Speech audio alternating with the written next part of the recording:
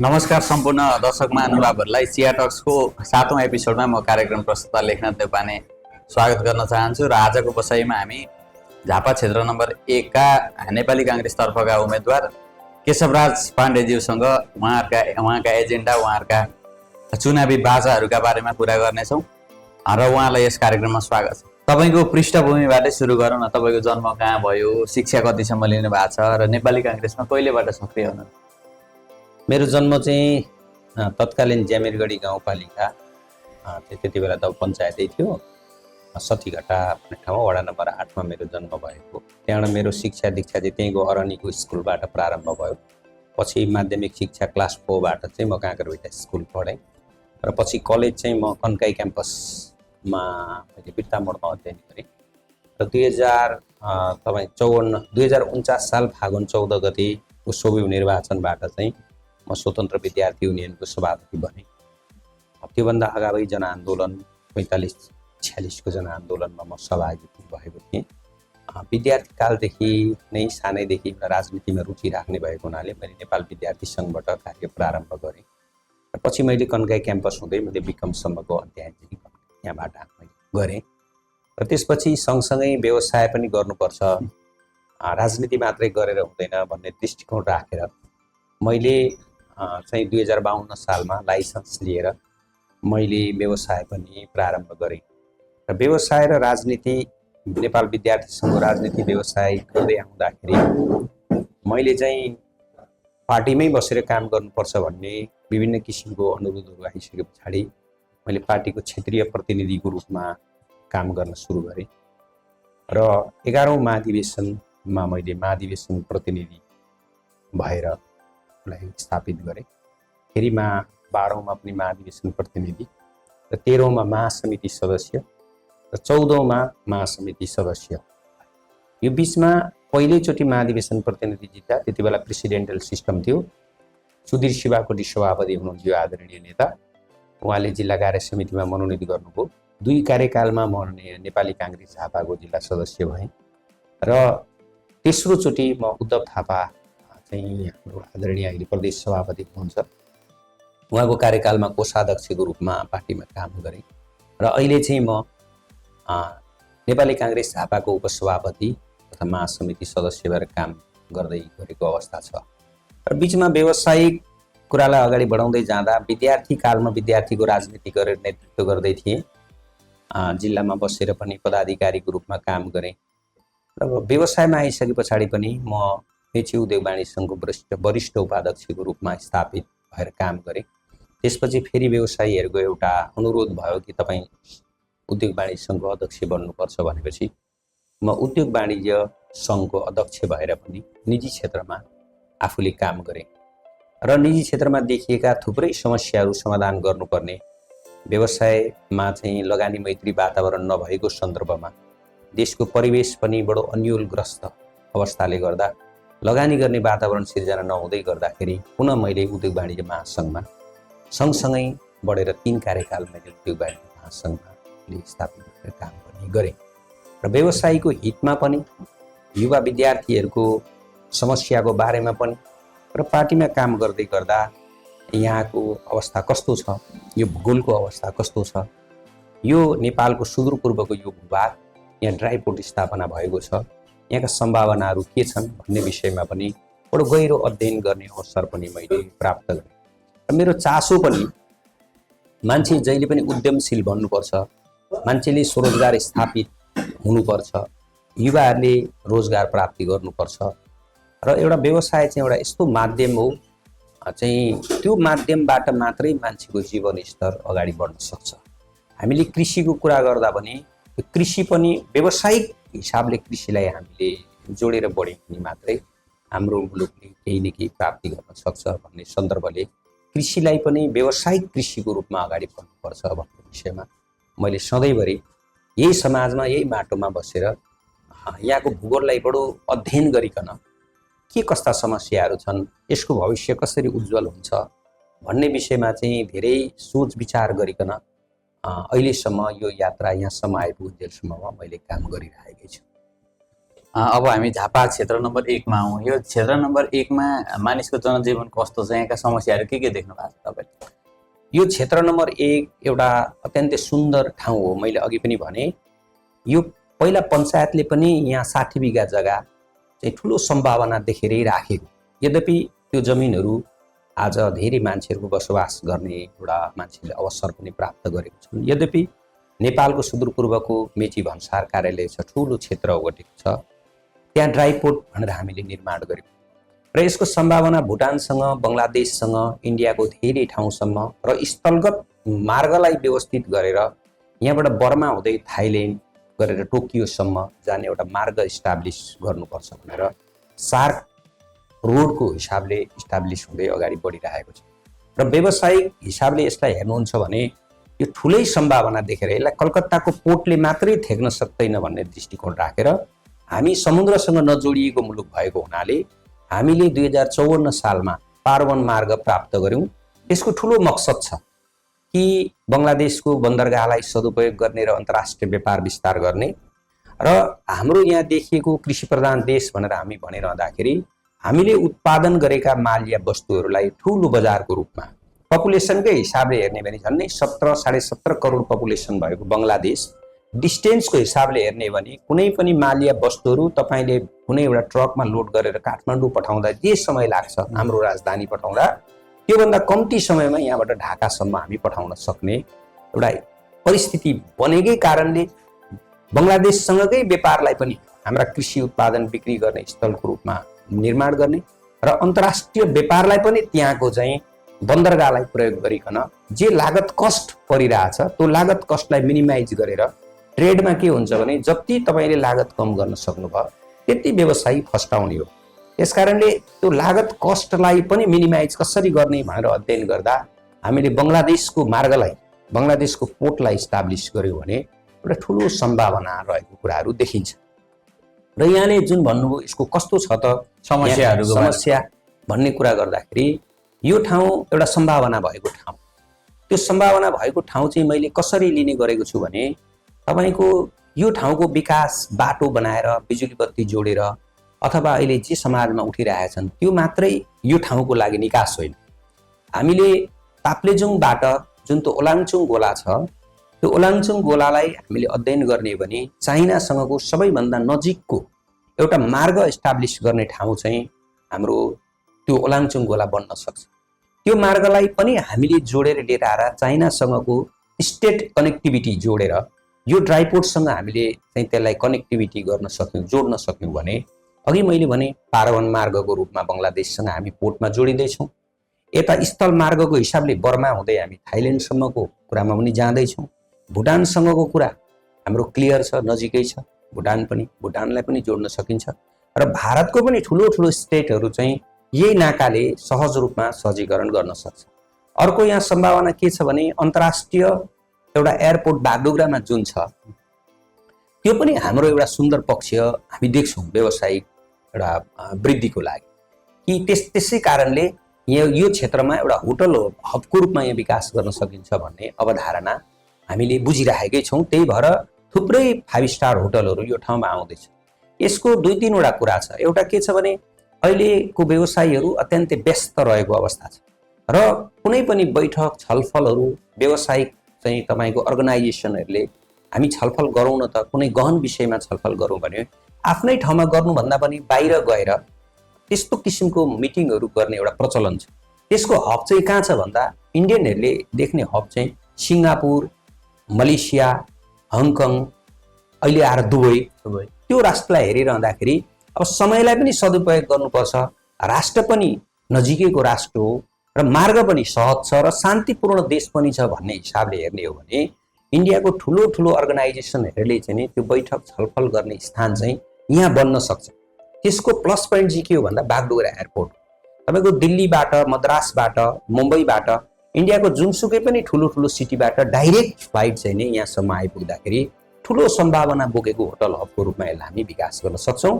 त्यो एउटा हाम्रो विकासको आधार बन्न सक्छ र त्यसले स्वरोजगार पनि धेरै युवाहरूलाई आज 2टा मात्रै होटल यहाँ बन्दा पनि 1000+ युवाहरूले चाहिँ यहाँ काम पाइरहेको अवस्था छ जुन होटलहरू चाहिँ यहाँ असाध्यै धेरै आउन चाहिँ प्रभावित भइरहेको कुराहरू हामीले बुझिरहेका छौँ।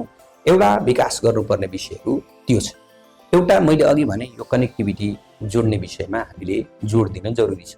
अर्को, अहिले कुनै पनि ट्रेडमा कमभन्दा कम लागतमा ट्रेड इस्टाब्लिस हुनुपर्छ अनि मात्रै व्यापार वृद्धि हुन सक्छ। त्यसले रेलवे कनेक्टिभिटीलाई जोडेर हामीले चाहिँ यो बन्दरगाहसँग हामीले जोड्न सक्ने कुराहरूमा रेलवे कनेक्टिभिटीको पनि सर्वे आज भइरहेको अवस्थाहरू हामीले देखेको छौँ र यसलाई गन्तव्यमा पुर्याउनु छ। त्योतर्फ हामीले जोड दिनको लागि हामी यहाँ यो ठाउँको यो भूगोलको मात्रै विषयमा हामीले सोच्न हुँदैन।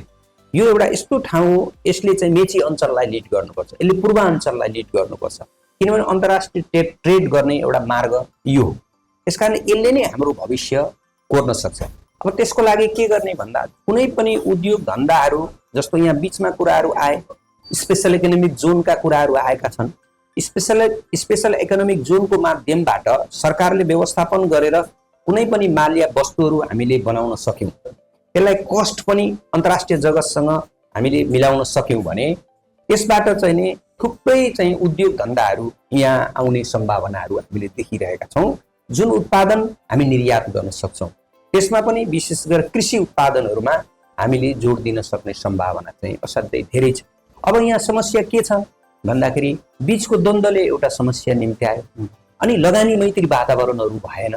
देशमा विभिन्न किसिमका विद्रोहहरू, विभिन्न किसिमका चाहिँ मान्छेहरूको चित्त नबुझेर आएका चाहिँ विद्रोहहरूको कारणले गर्दाखेरि व्यवसाय भनेको त एउटा ठुलो लगानीको विषय हुन्छ।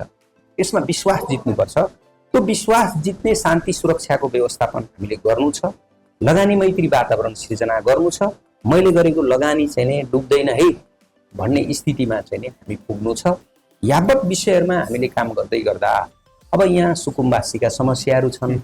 यहाँ कृषिमा कृषकहरूले आफूले उत्पादन गरेका माल्य वस्तुबाट जीवन अगाडि बढ्न सक्दैन भनेर निराश हुनुपर्ने अवस्थाहरू छ। यसलाई कसरी सब्सिडीको व्यवस्था गर्ने, कसरी मल बिउको व्यवस्थापन गर्ने, हामीले कसरी त्यसको मूल्यलाई कृषकहरूसँग सोझै पुर्याउन सक्ने परिस्थितिहरू निर्माण गर्ने, त्यसको लागि यही ठाउँमा हामीले कृषि मण्डीको रूपमा विकास गर्यौँ भने सोझै कृषि मण्डीमा ल्याएर कृषकहरूले समान आफूले उत्पादन गरेका वस्तु बिक्री गर्ने हो भने त्यो एउटा ठुलो सम्भावना चाहिँ देखिन्छ कृषिमा पनि। र त्यसको अवधारणालाई हामीले सोच्ने भनेको कसरी हो भन्दाखेरि हामीले ध्यानपूर्वक कृषि उत्पादनमा जोड दिनु पर्यो। कृषकहरू निराश हुनु भएन। जुन क्षेत्रमा पनि काम गरेको मान्छेहरू निराश भयो भने त्यो ठाउँले कहिले पनि प्रगति गर्न सक्दैन। नेपालको महत्त्वपूर्ण विषय भनेको कृषि हो र कृषकहरू निराश भयो भने मुलुकले छलाङ मार्नै सक्दैन। यसतर्फ काम गर्नु छ भने अर्को यो बेल्टमा तपाईँको हात्तीको विषयमा पनि थुप्रै कुराहरू उठिरहेछन्। चाहे त्यो बाहुनडाङ्गी हिजो हामी भन्थ्यौँ, आज यो क्षेत्रको धेरै भूगोलमा चाहिँ हात्तीको समस्या छ। हात्ती पनि एउटा प्रकृतिको उत्पादन हो। हात्तीलाई मारेर या अन्त्य गरेर यो समस्याको समाधान हुन सक्दैन।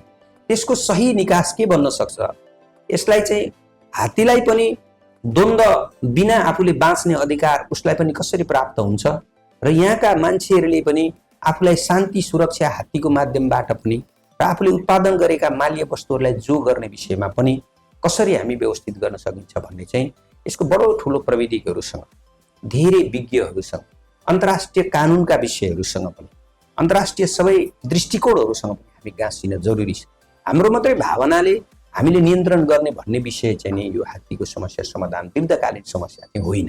त्यसकारणले त्यसको लागि पनि छुट्टै कार्यक्रमहरू निर्धारण गरेर बडो बुद्धिमत ढङ्गले चाहिँ एउटा हात्ती समस्याको समाधान गर्नु छ। अब यो ठाउँको अर्को समस्या के छ, यहाँ तटबन्धनको ठुलो समस्या छ। तपाईँको यही निन्दा नदी, यही मेची नदीले कटान गरेर हडियाहरू जति पनि नदीहरू छन् कटान गरेर धेरै समस्याहरू सिर्जना गरेको छ। यसलाई आजैदेखि हामीले नगरपालिकासँग पनि समन्वय गरिकन एउटा साझा अवधारणा लिएर आएर एउटा त्यो नदीबाट पनि हरित क्षेत्र घोषणा गर्दै त्यसलाई चाहिँ हामीले एउटा मार्गको रूपमा, भोलि गएर त क्राउड हुँदै जान्छ समयअनुसार। अहिले त यो काँचो छ किनभने गाउँबाट नगर भएको छ नि त। तपाईँको अहिले दुवागढी, च्यामिरगढी, धाइजन, बाहुनडाङ्गी यो त र ठाउँ हो, काँचो छ। यो काँचो माटोलाई तपाईँ जस्तो आकार दिनुहुन्छ त्यस्तै बन्छ। त्यसकारणले यसको सम्भावना चाहिँ यो नगरको यो क्षेत्रको सम्भावना चाहिँ किन राम्रो छ भन्नुहुन्छ भने यो र छ अहिले।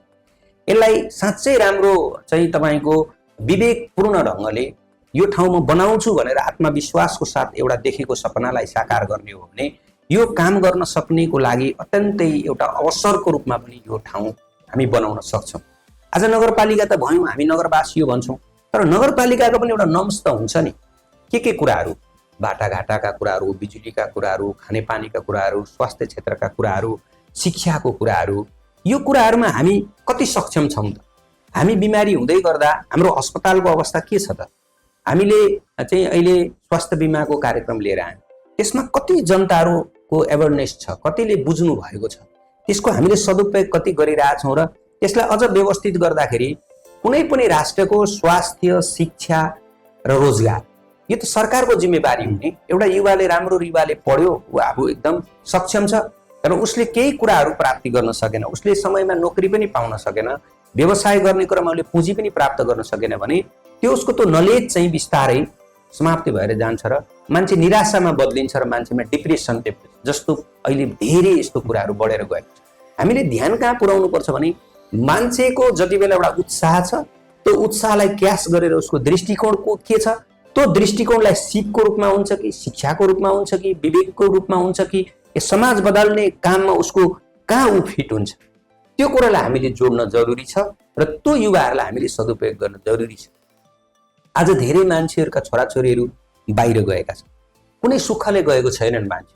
हरेक मान्छेको दृष्टिकोण आफ्नो बाबुआमासँग बसौँ, परिवारसँग बसौँ, रमाएर जिन्दगी व्यतीत गरौँ भन्ने नै हुन्छ। तर मान्छे किन गइरहेछ?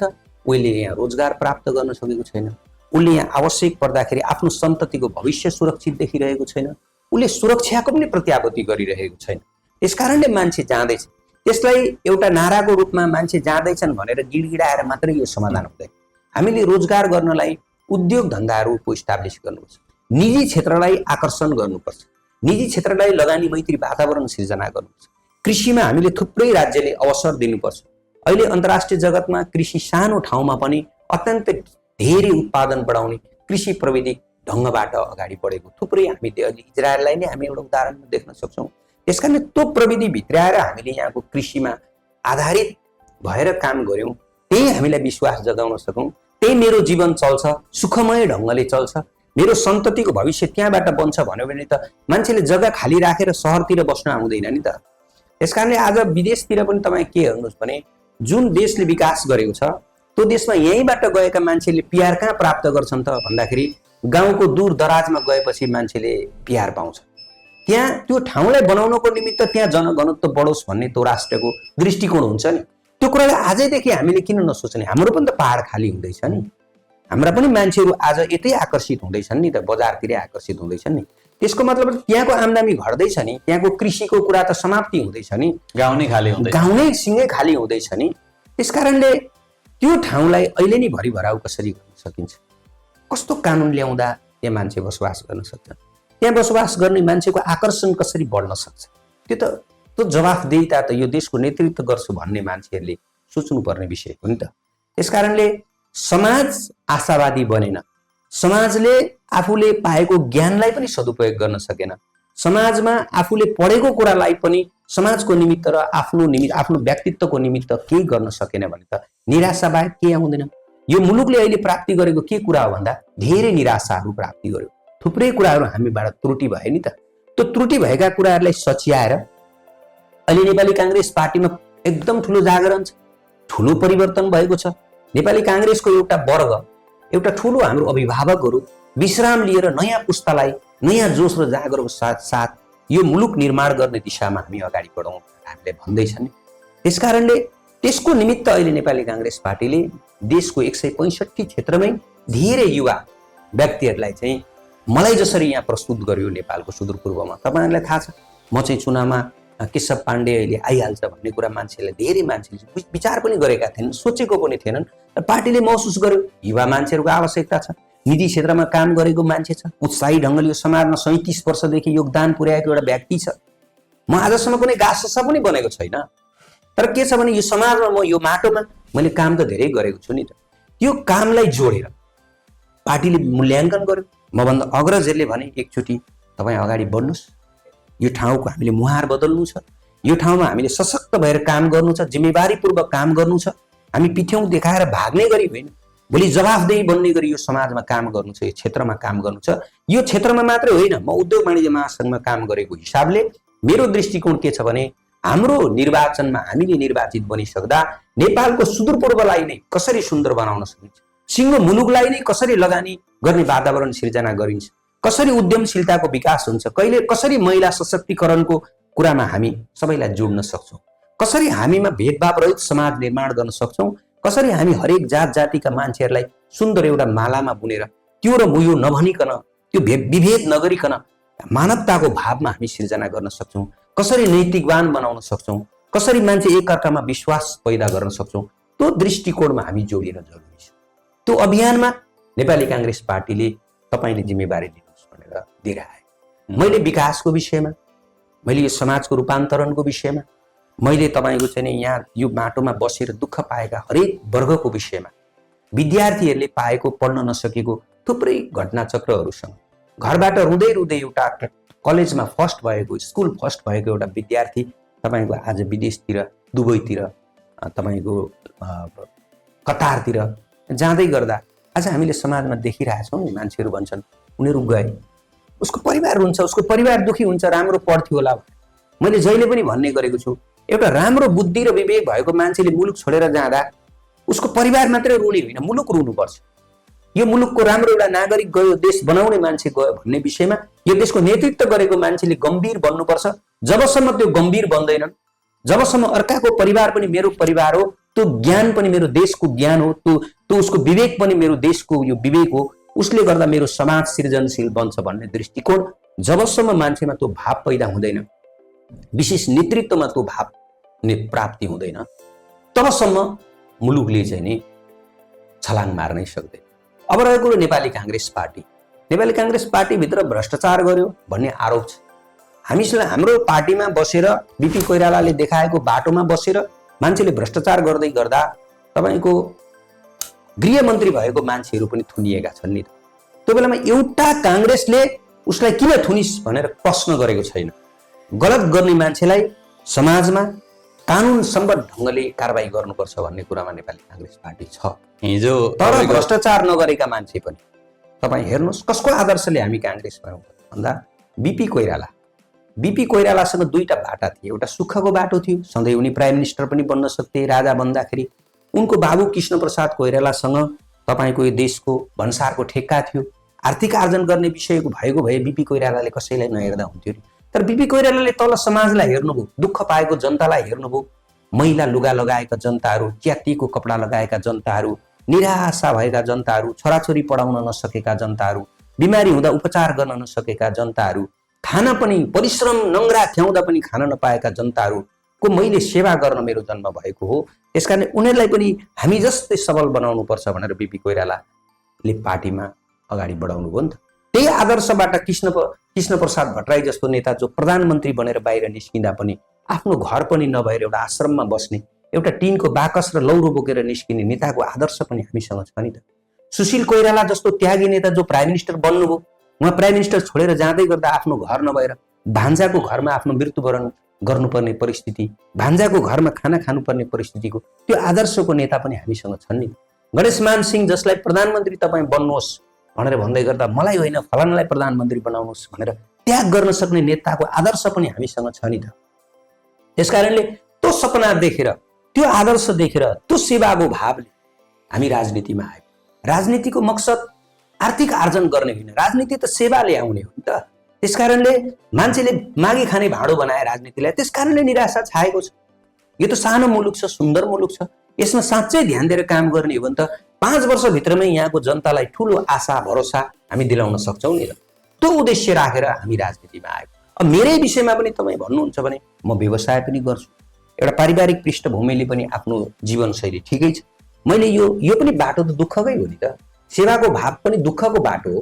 हरेकको दुःखमा सामेल हुन्छु भन्नु पनि एउटा दुःखकै मार्ग, तर यसबाट सन्तुष्टि प्राप्त हुन्छ। जीवनको सार्थकता के छ भने मेरो लागि मात्रै म जन्मिएको होइन, मैले मेरो समाज, मेरो देश, मेरो माटोको लागि पनि मेरो जन्म भएको भन्ने दृष्टिकोण राख्नु त मानवता हो नि त। हामी त आध्यात्मिकसँग पनि जोडिएका मान्छे हौ नि त। त्यसकारणले त्यो आध्यात्मिकलाई पनि यसमा जोडेर, आफ्नो नैतिक भावलाई पनि यसमा जोडेर, हाम्रो समाजमा पनि हामी जोडिएर हामी भाइचाराको दृष्टिकोण राखेर मुलुकको समृद्धिको निमित्त काम गर्नुपर्छ भनेर हामी जुटेका मान्छे हौ नि त। त्यसकारणले यो काम गर्दै गर्दा पनि विभिन्न कालखण्डमा विभिन्न मान्छेहरू आए, विभिन्न नाराहरू दिए, विभिन्न किसिमका प्रलोभनहरू दिए, हामीलाई झुक्याए, यहाँ बने गए, फर्केर आएन नि त। हामी त यही समाजसँग उत्तरदायी छौँ, भोलि प्रश्न गर्दा जवाफ दिन तयारी छौँ। यही ठाउँमा बसेको छौँ त, यहीँ जन्मेको, यहीँ मृत्युवरण गर्ने हो, यहाँको गहिरो दुःख सुखको अध्ययन गरेको छौँ। मैले अघि भने तटबन्धनको विषयदेखि, सिँचाइका कुरादेखि, कृषिको कुरादेखि, महिला उद्यमशीलताका कुरादेखि, युवा सशक्तिकरणका विषयदेखि, अहिले ड्रग्स र विभिन्न लागु औषधमा धेरै युवाहरू चाहिँ जीवनलाई नै समाप्त गर्दै गरेको बाटो छ। त्यसलाई पनि सही मार्गमा ल्याउनको निमित्त म समाजमा जन्मेपछि के गर्नुपर्छ भन्ने भाव सृष्टि, फेरि एउटा सपना बुन्न सिकाउने कार्यक्रमहरू लिएर आउनको निमित्त हामी आज चाहिँ नै चुनावी अभियानमा उभिएका छौँ। अब तपाईँलाई नै भोट किन हाल्ने भनेर मैले सोधेँ भने अरू उम्मेदवार भन्दा तपाईँ के फरक हुनुहुन्छ? तपाईँमा 5 वटा त्यस्तो के छ कि तपाईँलाई नै भोट हालेर चाहिँ झापा क्षेत्र नम्बर 1 का जनताले जिताउन् भने? मैले धेरै कुरा त भनि नै सकेँ। म अरूभन्दा अलिकति पृथक छु। एक चाहिँ म यहीँको रैथाने परेँ, यहीँ जन्मेको मान्छे परेँ। जसले जन्मेको छ त्यसको माटोसँग अलिकति बढी माया स्नेह हुन्छ। म एउटा त त्यो परेँ। अर्को निजी क्षेत्रमा पनि काम गरेको हुनाले यहाँको व्यवसायीहरूसँग पनि के छ व्यवसायहरूको समस्या भन्ने पनि मैले अलिकति बढी अरूभन्दा सुझबुझ राखेको दृष्टिकोणले पनि मैले मेरो आफ्नो हक हो भन्ने ठान्छु। म आफै एउटा कृषकको छोरा हो, ज्यामिरगढीको मा जन्मिएको मान्छे हो। त्यसकारणले कृषिका समस्याहरूको बारेमा पनि मलाई चाहिँ राम्रै कसरी कृषकहरूको जीवन स्तर वृद्धि हुन सक्छ भन्ने दृष्टिकोण पनि मैले आफूलाई लिएको छु। त्यसकारणले अब मेरो पार्टीमा अहिले नयाँ परिवर्तनको साथ आएको हुनाले मेरो पार्टीको मुहान पनि सफा भएको छ।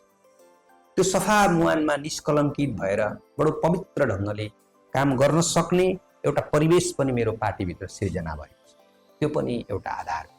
अर्को, यहाँ रहेका स्थानीय समस्याहरू के छन् त? यहाँको जनताको चाहना के छ?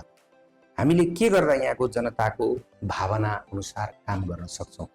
यहाँ निराशाहरू के कारणले पैदा भएका छन्? त्यो निराशालाई चिर्न हामीले कस्तो कार्यक्रम लिएर आउनुपर्छ भन्ने विषयमा पनि अलिकति बढी अध्ययन गरेकै। मैले अरू बेला पनि जोड्छु, यहाँको ट्रेडलाई व्यवस्थित गर्नको निमित्त यो पारवन मार्गको कुरादेखि लिएर, ड्राइपोर्टको कुरादेखि लिएर, यो ओलाङचुङ्गलाको बाटोदेखि लिएर यसलाई चाहिँ स्पेसल इकोनोमिक जोनकोमा कसरी विकास गर्न सकिन्छ भन्ने कुरादेखि लिएर, यो रहेको यो तपाईँको जुन नगर छ, यो नगरलाई कसरी व्यवस्थित गर्न सकिन्छ भन्ने कुराहरूदेखि लिएर होइन, यहाँ जनजनको समस्याहरू के छ, के चाहेको छ यहाँको जनताले भन्ने कुरो चाहिँ सोझै आत्मसमीक्षा गरेरै उहाँसँग चाहिँ आफू बुझेको, मर्दा पर्दा हरेक दृष्टिकोणमा आफू पुगेको, हरेक मान्छेका समस्या आफूले आफ्नै व्यवहारिक अध्ययनबाट बुझेको कारणले पनि म आफू अरूभन्दा अब्बल भएको मैले आफूलाई दृष्टिकोण राखेर प्रस्तुत गरेको छु। विश्व प्रकाशीले एक वर्ष अगाडि लगभग भन्नुभएको थियो कि अब म अर्कोचोटि चुनाव लड्दिनँ, मभन्दा एकजना सक्षम व्यक्ति ल्याउँछु भन्नुभएको थियो। अनि तपाईँसँग अहिले धेरैवटा चुनौती छन्। एउटा त अब काङ्ग्रेसको विरासत जोगाइराख्नुपर्ने छ यो क्षेत्रमा, अनि अब चुनावको मुखमा तपाईँको काङ्ग्रेस पनि फुटेको छ। अब त्यो खेमाले तपाईँलाई सहयोग नगर्ने भन्ने हो कि भन्ने पनि छ। अनि नयाँको लहरलाई पनि चिरेर तपाईँले जित निकाल्नुपर्ने छ। यसलाई तपाईँले कसरी चाहिँ जित तपाईँको सम्भव छ त? यस्तो छ, नेपाली काङ्ग्रेस पार्टी चिरा भएको छ, नेपाली काङ्ग्रेस पार्टी फुटेको छ, यो कुरा त बिल्कुल हामी स्वीकार नै गर्दैनौँ। आज 165 सिटमा उम्मेदवार दिँदै गर्दा नेपालभरि नेपाली काङ्ग्रेस पार्टी एक भएर चुनाव लडेको छ। यो मेरै ठाउँमा तपाईँले भन्नुहुन्छ, मेरै क्षेत्रको कुरा गर्नुहुन्छ भने यहाँ यति ठुलो वृहत एकता छ, यति ठुलो सद्भाव छ पार्टीका साथीहरूको, मभन्दा अग्रज नेताहरूको। उहाँहरूकै अनुरोधले, उहाँहरूकै आशीर्वादले, उहाँहरूकै प्रेरणाले मैले उम्मेदवारी दिएको छु नि त। तपाईँ के बुझ्नुहोस् भने नेपाली काङ्ग्रेसको उम्मेदवारीमा यहाँ यसपालि रस्साकस्सी नै छैन। यहाँ सबैको धारणाले, सबैको एकमत भएर म निर्वाचनमा आएको, यहाँ कुनै पनि विभेद छैन।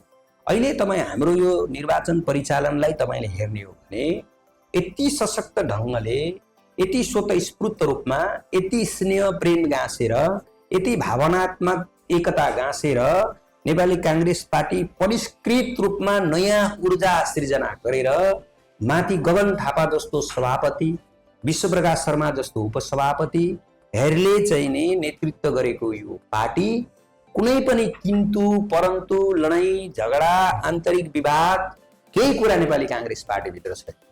नेपाली काङ्ग्रेस पार्टीभित्र विवाद मात्रै होइन, नेपाली काङ्ग्रेसले आकर्षण गर्ने धेरै नीति, धेरै कार्यक्रम, धेरै तपाईको चाहिँ विकास निर्माणका कामहरू, धेरै योजनाहरू बुझेर त्यसलाई पनि आफूभन्दा अग्रज मान्छेहरूसँग, विज्ञहरूसँग बसेर छलफल गरेर हरेक 6 महिनामा हामीले निर्वाचित भएर गइसके पछाडि जनताको सामुमा जवाफ दिन सक्ने प्रतिबद्धता पनि राखेर, स्नेह पनि गाँसेर, भाइचारा पनि गाँसेर सधैँको चाहिँ नि स्थायी मित्रको रूपमा स्थापित हुन हामी यहाँ चुनावमा आएका छौँ। त्यसकारणले बिल्कुल एउटा कुरा चाहिँ तपाईँहरू के नभन्नुहोस् भने, नबिर्सिनुहोस् भने, नेपाली काङ्ग्रेस पार्टीमा कुनै विवाद छ भन्ने शङ्का तपाईँहरूलाई लागेको छ भने त्यो अहिलेकै समयबाट तपाईँ छोडिदिनुहोस्। हामीमा बृहत एकता छ। अब यो क्षेत्रको समस्या, सबैभन्दा ठुलो समस्या भनेको हात्तीको।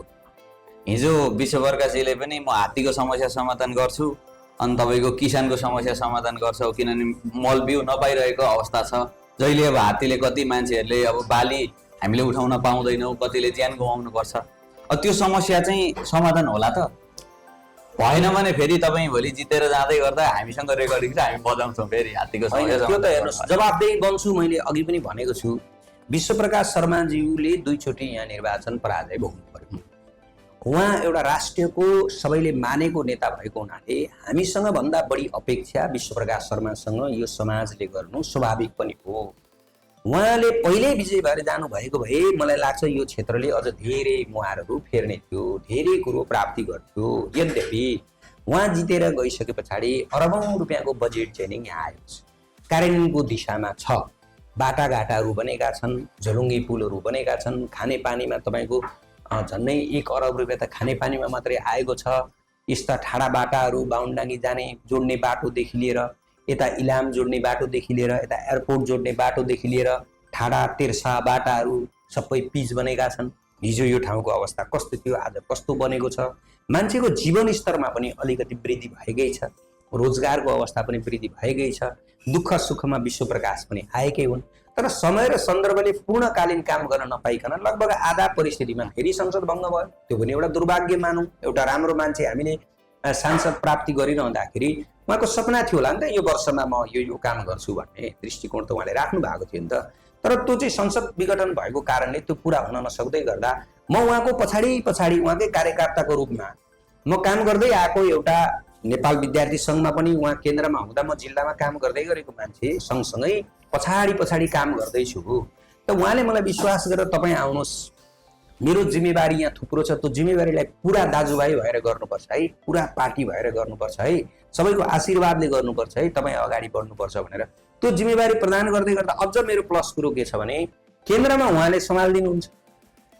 उहाँको प्रतिनिधित्वको रूपमा, पार्टीको प्रतिनिधित्वको रूपमा, यहाँको अरू अग्रज मान्छेहरूको चाहिँ तपाईँको आशीर्वादले, यहाँको सरसल्लाहले म धेरै काम अझै किन गर्न सक्छु भने मैले निजी क्षेत्रमा पनि काम गरेको मान्छे, व्यावसायिक सेक्टरमा पनि काम गरेको मान्छे, दुःख सुख बुझेको मान्छे, अनि मसँग माथि पनि ठुलो एउटा ढाडस दिने एउटा नेतृत्व, यहाँ पनि माया गर्ने नेतृत्व।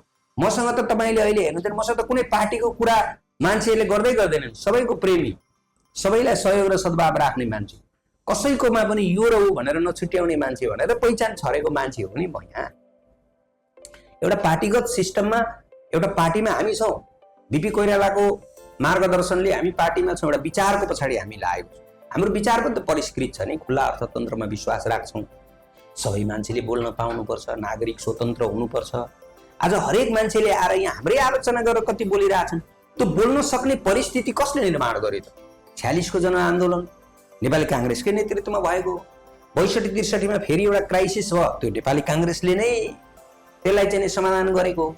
तपाईँको माओवादी समस्या भयो मुलुकमा, 1 कदम पछाडि हटेर पनि काङ्ग्रेसले लोकतान्त्रिक पद्धतिमा माओवादी पार्टीलाई पनि लिएर आएर जनताको समूहमा हात जोडेर, बन्दुकले होइन, हात जोडेर जनतामा पुगेपछि मात्रै सत्तामा पुगिन्छ भनेर सिकाउने त नेपाली काङ्ग्रेस पार्टी नै हो नि त। त्यसकारणले मेरो पार्टी पनि आदर्शको पार्टी, मेरो विचार पनि त्यही आदर्शसँग जोडिएको र काम गर्दै गर्दा नेतृत्व भएपछि कुनै पार्टी भनेर छुट्याएर होइन कि सबै जनताको जवाफदेही बन्नुपर्छ। जुनसुकै पार्टीको म सबैको नेतृत्व हो भन्ने दृष्टिकोण साझा धारणा राखेर गरेन भने त अहिलेको समाजमा अगाडि बढ्न सकिँदैन नि।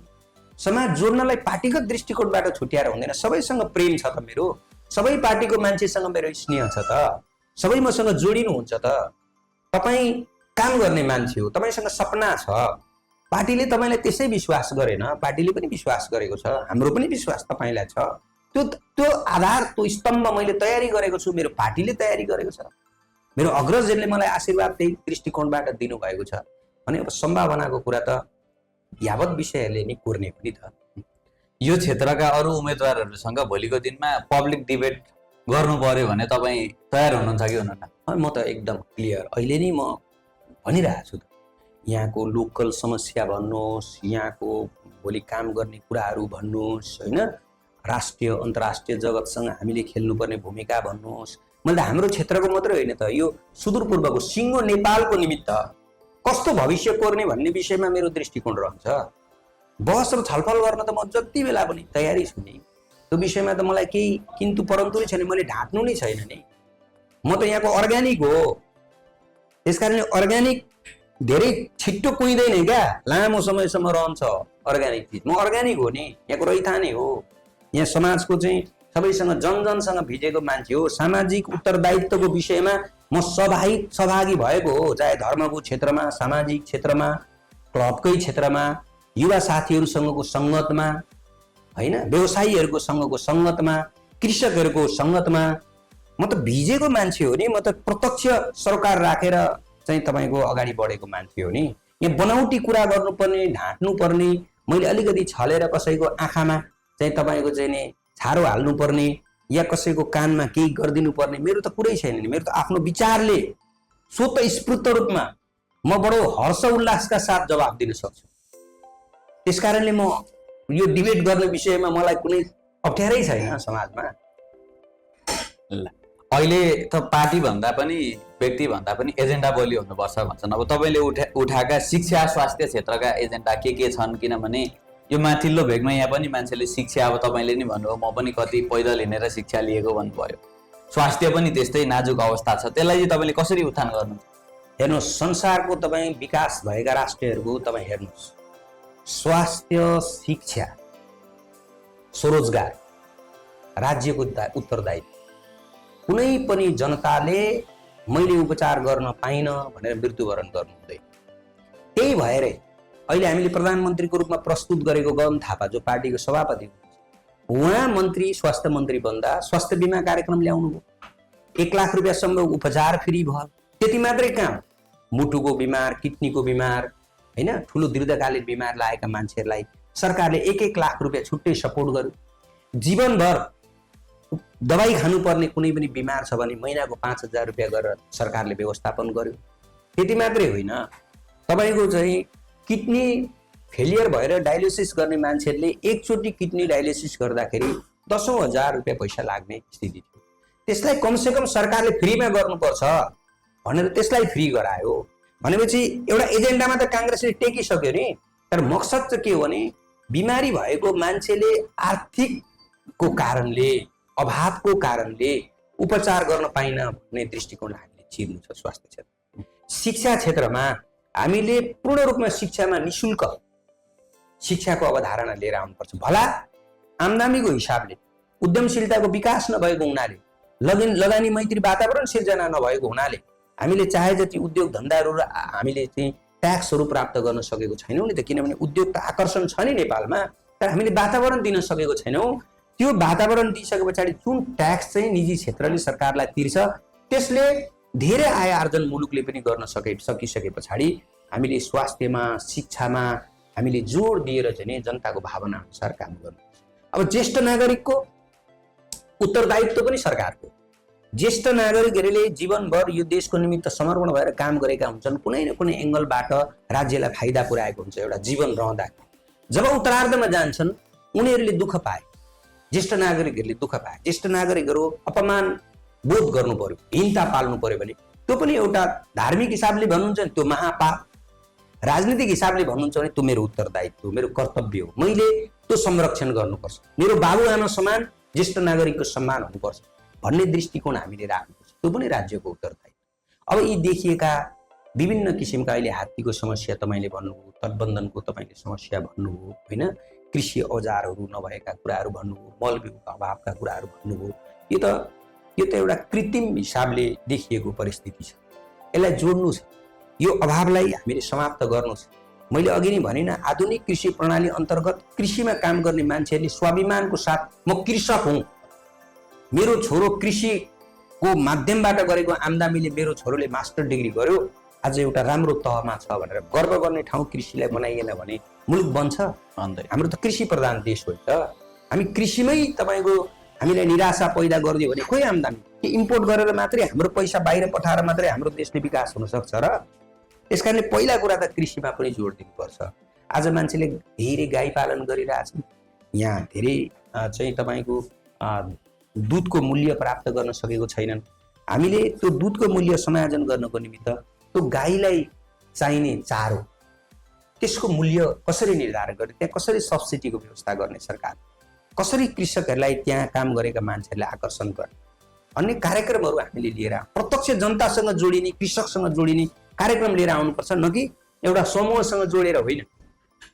मैले मेरो राज्यबाट प्राप्ति गरेँ, मैले यो काम गर्दाखेरि भन्ने महसुस चाहिँ एउटा सिङ्गल कृषकले गर्न सक्नुपर्छ। त्यो अवधारणाबाट हामी अगाडि बढ्नुपर्छ।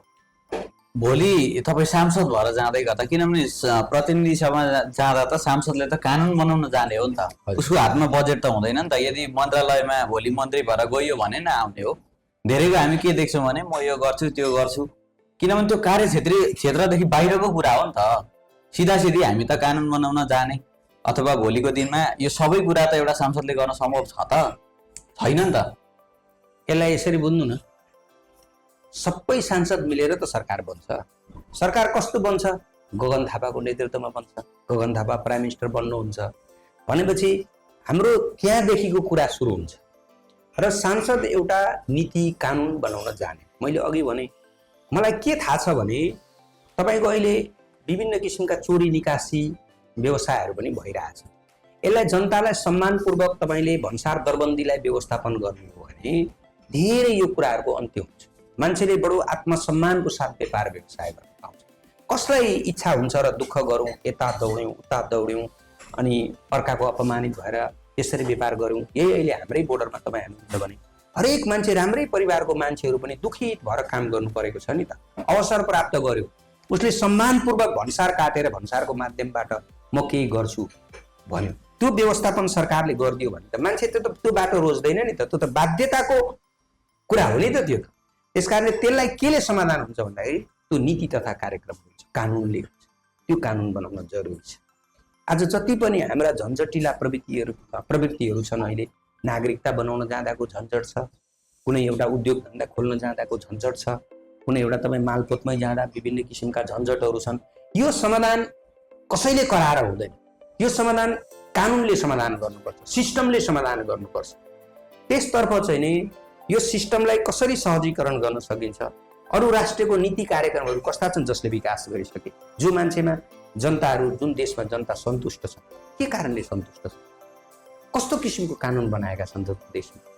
आवश्यक पर्छ भने हामीले बनाएको संविधान ढुङ्गाको अक्षरले लेखेको संविधान होइन नि, त्यो संविधानलाई कतिपय बुदाहरू फेर्नुपर्छ भने कानुन रूपमा त्यसलाई पनि फेरेर जनताको चाहना अनुसारको काम हामीले गर्नुपर्छ नि त। त्यस कारणले त्यसको निमित्त हामी तयारी नै छौँ, तर सोसाइटीको काम गर्नु पनि त हामीसँग आशा त राख्छ। त्यो आशा र भरोसा त राख्छन्। म आफू मन्त्री नबन्दा पनि सांसदको भूमिका के हो?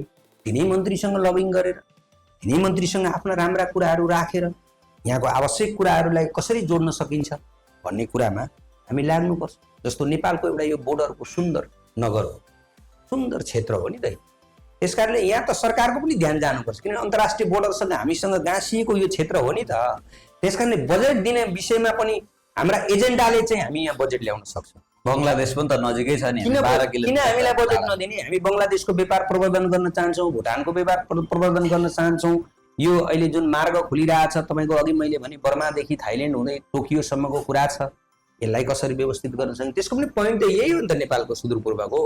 त्यस कारण यो ठाउँ त चम्किलो बन्न जरुरी छ। यसलाई हेरेर, यो क्षेत्रलाई हेरेर मान्छेले भन्नुपर्छ कि नेपालको सुदूरपूर्वको यो क्षेत्र जस्तो छ त्यस्तै विकास अरू ठाउँमा पनि हुनुपर्छ, त्यस्तो चेतना अरू ठाउँमा पनि हुनुपर्छ भन्ने कार्यक्रमको निमित्त हामी लबिङ गर्छौँ नि।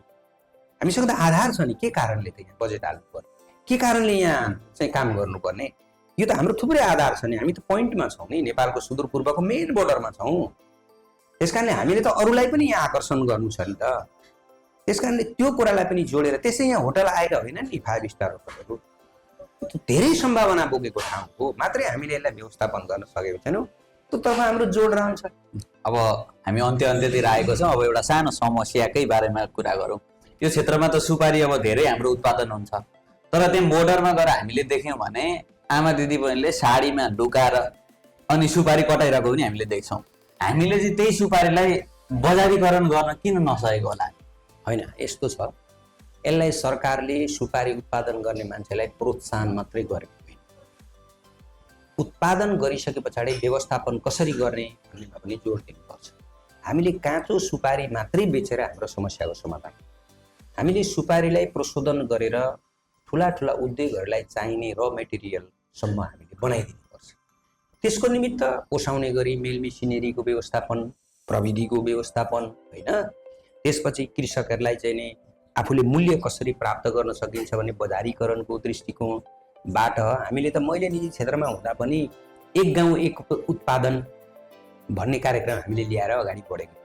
कहीँ हर्दी हुन्छ, कहीँ सुपारी हुन्छ, कहीँ अगबरे खुर्सानी हुन्छ, कहीँ धान हुन्छ, त्यसलाई पनि हामीले चाहिँ नि वर्गीकरण गर्नु जरुरी छ। जस्तो हाम्रो यो उत्तरको बेल्ट सुपारी हब, चाहे त्यो बाहुनडाङ्गीलाई तपाईँ जोडेर हेर्नुहोस्, हाम्रो क्षेत्रकै हिसाबले शान्तिनगरको केही भूभागलाई तपाईँ हेर्नुहोस्, होइन, हामीले त्यसलाई सुपारी हबको रूपमा विकास गर्यो भने त्यो नगदे बाली। तर त्यसलाई सुपारी बनाएर बाहिरबाट आएका मान्छेलाई यसो पोका बोकेर पारी लाने दृष्टिकोण मात्रै होइन नि यो त। यो सुपारी त तपाईँले घरमा बनाइसकेपछि तपाईँसँग मान्छेले घरमै आएर तपाईँलाई उचित मूल्य दिन्छु भनेर किन्ने मालिया वस्तु हो। त्यो हिसाबको प्रोडक्सन हामीले गर्नुपर्छ। त्यसको लागि सरकारले प्रविधि दिनु पर्यो, त्यसको लागि सरकारले चाहिँ सब्सिडी दिनु पर्यो, त्यसको लागि प्रोत्साहन कसरी हुन सक्छ कार्यक्रमै बनाएर गर्नु पर्यो। त्यसको लागि लोन फेसिलिटेसनका कुराहरू अहिले कृषिमा चाहिँ सब्सिडीको व्यवस्था सरकारले गरिरहेछ, त्यसमा प्रेरित गर्नु पर्यो। सिँचाइको व्यवस्था गरिदिनु पर्यो, त्यो उत्पादन कसरी डेढा वृद्धि गर्न सकिन्छ भन्ने विषयमा त्यसको आवश्यक प्रविधि सँगसँगै मलबिउको व्यवस्थापन गर्नु पर्यो। त्यो उत्पादनलाई जोडदार गरेर तयारी माल कसरी बनाउन सकिन्छ भन्नेमा गर्ने हो भने यी सानातिना कसले बोकेर गयो के गर्यो त्यो आवश्यकतै छैन। अहिले हामीले त्यता ध्यान केन्द्रित राज्यको नभएको कारण त्यो भएको हो, त्यसलाई व्यवस्थापन गर्न सहज ढङ्गले सकिन्छ। हुन्छ, अब जाँदा जाँदै झापा क्षेत्र नम्बर 1 का मतदातालाई के अपिल गर्न चाहनुहुन्छ? होइन, मेरो त थुप्रै कुराहरू छन्। जस्तो अब सुकुम्बासीको समस्या छ, त्यसलाई समाधान गर्नु छ। यहाँ चियाको धेरै उद्योगहरू छन्, ती चियाका उद्योग पनि अहिले कठिन परिस्थितिबाट चलिरहेछन्। त्यो उद्योग कठिन परिस्थितिबाट चल्दै गर्दाखेरि त्यहाँ गर्ने मजदुरहरूमा पनि निराशा छ, उनीहरूलाई पनि त्यो आशामा बदल्नु छ। उद्योग धन्दा सञ्चालन गर्ने मान्छेलाई पनि मैले उद्योग गर्दा गर्वको साथ मैले कसैलाई मजदुरलाई पनि खुसी पारेर मैले उद्योग चलाएको छु भन्ने कार्यक्रमहरू लिएर आउनु छ, होइन, कृषि उद्यमशीलताको कामहरू गर्नु छ, विश्वास गाँच्नु छ, यहाँ लगानी मैत्रीवाद वातावरण सिर्जना गर्नु छ, यहाँको उद्योग धन्दा विस्तार गर्ने विषयमा सम्भावना देखिएका धेरै व्यापारहरूलाई हामीले विस्तार गर्नु छ। एक्सपोर्ट चाहिँ नि अहिले तपाईँले देख्नुभयो यसपालिदेखि हाम्रो यो माथि इलाममा उत्पादन भएका चाहिँ कुचोहरू सबै अहिले बङ्गलादेशमध्ये बाहिर एक्सपोर्ट भइरहेछन्। हाम्रो कृषि उत्पादनलाई एक्सपोर्ट गर्ने वातावरणमा हामीले जोड्नु छ, बङ्गलादेशसँग हामीले लबिङ गर्नु छ। हामीले उत्पादन गरेका कृषि उत्पादनहरूमा भन्सार दरबन्दी एकदम धेरै ठुलो, भुटान र हाम्रो बिचमा विभेद गरेर बङ्गलादेशले गरेको छ, त्यसलाई समायोजन गरायो भने हामीले उत्पादन गरेका थुप्रै हाम्रा कृषिजन्य वस्तुहरू केता जान्छन्। त्यो जानको लागि यहाँ उत्पादन वृद्धि गर्नु छ। ऊ त शान्तिनगर सागसब्जीको दृष्टिकोणले धेरै उत्पादन हुने ठाउँ हो नि त शान्तिनगर। त्यहाँ उत्पादन गरेका राम्रा चिजहरूलाई हामी सहज रूपले हामी राम्रो प्याकेजिङ गरेर बङ्गलादेश पठाउन सक्छौँ। यो सम्भावनासँग हामी गाँसिन चाहन्छौँ, सबैको मुहारमा हाँसो सृजना गर्न चाहन्छौँ, सबैमा सद्भाव गाँच्न चाहन्छौँ, विकास निर्माणमा जोडिन चाहन्छौँ, राम्रा कानुन बनाउन चाहन्छौँ, युवाहरूमा एउटा उत्साहको साथ यहाँ एउटा राम्रो स्टुडियम निर्माण गरेर यहाँ जोड्न चाहन्छौँ। महिला हाम्रा चाहिँ बहिनीहरूले आज देशमै एउटा नाम कमाएको क्रिकेट क्षेत्रमा नाम कमाएको एउटा यो ठाउँ हो। हाम्रो युवा साथीहरूले पनि क्रिकेटमा एउटा दखल राखेको यो ठाउँ हो होइन। त्यस कारणले उहाँहरूको पनि प्रोत्साहनको निमित्त हामीले युवा आकर्षण कार्यक्रमहरू गर्नु छ, त्योतिर पनि हामी जोड दिन चाहन्छौँ। विभिन्न क्लबको माध्यमबाट विभिन्न किसिमको चाहिँ नि तपाईँको विचारबाट विभिन्न जात जातिले आफ्नो मेरो पहिचान हो, यहाँ राजवंशी जातिको ठुलो बसोबास छ, उनीहरूको पनि आत्मसम्मान कसरी बन्छ भन्नु छ। यहाँ जनजातिहरूको ठुलो बसोबास छ, उहाँहरूको मृत्युवरण गर्दाखेरि दाह संस्कार गर्ने ठाउँको सम्म पनि अभाव छ।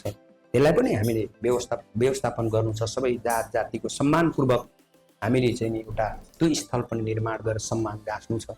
सबैको धर्म संस्कृति अनुसारको आत्मसम्मान वृद्धि गराउनु छ। सबै एकअर्कामा जाने भाइचाराको वातावरण सिर्जना गर्नु छ। नकारात्मक कुराहरूलाई समाप्त गर्नु छ। आशाको दियोहरू भर्नु छ। सपनाहरू बुन्नु छ। सपनालाई बिस्तारै साकार पनि पार्नु छ। त्यो अभियानमा हामी जुट्ने हो। सकारात्मक दृष्टिकोण राखेर कसैसँग वैरभाव नराखिकन, कुनै पार्टी नछुट्याइकन, कुनै विचार समूह नछुट्याइकन हामी मायाले प्रेमले उत्साहले मान्छे जोड्ने हो नि त। तपाईँ मलाई आज गाली गर्नुहुन्छ, म भोलि तपाईँकोमा जान्छु, हाँस्छु, किन रिसाउनु भएको भन्छु, बात गर्ने चाहिँ बात बन्ती है भन्छु। कुरा गरेपछि तपाईँ र मेरो जो द्वन्द्व छ त्यो समाप्त हुन्छ। त्यस कारणले संवाद गर्न चाहन्छौँ। हामीसँग रिसाएका मान्छेसँग पनि हामी संवाद गर्न चाहन्छौँ। के कारणले रिसाउनु हो त्यो मनोभावना बुझ्न चाहन्छौँ। हाम्रै गल्तीको कारणले रिसाउनु भएको छ भने हामी क्षमा माग्न पनि चाहन्छौँ। हामी उदार विचार राखेर पार्टीमा लागेको मान्छे, समर्पणको भावले लागेको मान्छे हो नि त। त्यस कारणले हामी गाँसिन चाहन्छौँ। हामीसँग पनि सबै गाँसिनुहोस्, वैरभाव नराख्नुहोस्, गलत प्रचार नगर्नुहोस्, सत्यको पक्षमा लाग्नुहोस्, राम्रो विचारलाई साथ दिनुहोस्, लोकल मान्छेलाई साथ दिनुहोस्, विचार गाँसौँ, एकै ठाउँ जोड्यौँ, राम्रो काम गरौँ, प्रसन्न भएर काम गरौँ न। किन वैरभाव छ हामीसँग? मेरा कुनै कमी कमजोरी छन् भने प्रश्न गर्नुहोस्, म जवाब दिन्छु। क्षमा माग्नुपर्छ, माग्छु। मसँग अहङ्कार छैन, घमण्ड छैन। सबैसँग जोडिएको मान्छे हो, म भोइ मान्छे हो। माथि पनि तपाईँ याद गर्नुहोला, म उद्योग वाणिज्य महासङ्घमा हुँदा अहिलेको चन्द्र ढकालहरूसँग, सुरज वैद्यहरूसँग, शेखर गोल्छाहरूसँग, कुश जोशीहरूसँग, प्रदीपजङ पाण्डेहरूसँग, भवानी राणाहरूसँग बसेर काम, पशुपति मुरारकाहरूसँग म प्रत्यक्ष बसेर सँगसँगै काम गरेको मान्छे हो। यता जमिनमा आउनुहुन्छ भने म एउटा सामान्य किसानको छोरा हो, किसानसँग गाँसिएको मान्छे हो। बगानको छेउमा बसेको हुनाले बगानको मजदुरसँग गाँसिएको मान्छे हो। त्यस कारणले मैले यो तलदेखि माथिसम्मको मेरो त दृष्टिकोणले बुझेको छु, यसलाई जोड्न सक्छु। त्यो अभियानमा मेरो पार्टी पनि परिष्कृत पार्टी छ, मेरो नेताहरू पनि स्वच्छ छविको नेताहरू हुनुहुन्छ। एक गाँसिएर काम गर्छु, साथ दिनुहोस्। यस क्षेत्रका सम्पूर्ण जनताहरूसँग, सम्पूर्ण मान्यजनहरूसँग मेरो यही अपिल छ। रुख चिन्हमा मतदान गरिदिनुहोस्, हामीलाई विजयी गराउनुहोस्, मिलेर सद्भावपूर्ण ढङ्गले अगाडि बढौँ, यही मेरो चाहना छ। जय नेपाल। चुनाव जित्नुभन्दा पहिला नेताहरूले अब सानो हुने अनि जितिसकेपछि ठुलो हुने त्यस्तो भावना त छैन नि त तपाईँको? होइन, पहिला म उद्योग वाणिज्य सङ्घको पनि आएँ, कुनै पदीय दायित्व निर्वाह गरेँ।